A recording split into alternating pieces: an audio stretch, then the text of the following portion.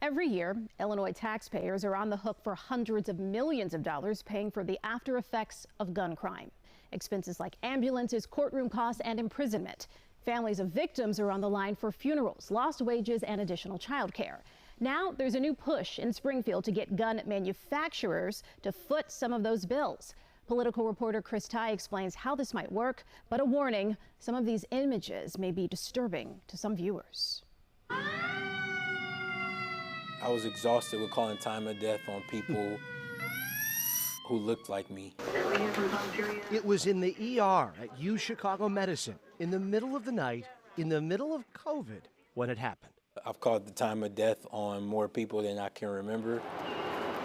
Violence was spiking. Dr. Sir. Anthony Douglas was face to face with Chicago's gun violence victims in their final moments. There's nothing that really prepares you mentally, emotionally for when 8-year-olds, 10-year-olds, 13, 16, 24, 60-year-olds look you in the eyes and ask you, are they gonna die? Those things stick with you. You know, you don't forget, being soaked in other people's blood at the end of the night. So he began to sketch out an idea where gun makers whose products are involved in an accident or homicide pay into a state victims fund, a fund paid for by gun makers, then paid out to cover costs the taxpayers and victims' families currently pick up. Medical care, law enforcement, judicial costs, funeral and burial expenses. The idea has gained steam and has now become this, what's known as the Rifle Act. We just need it now to be. Now awaiting a vote in Springfield, it would have helped loved ones like Trevon Bosley.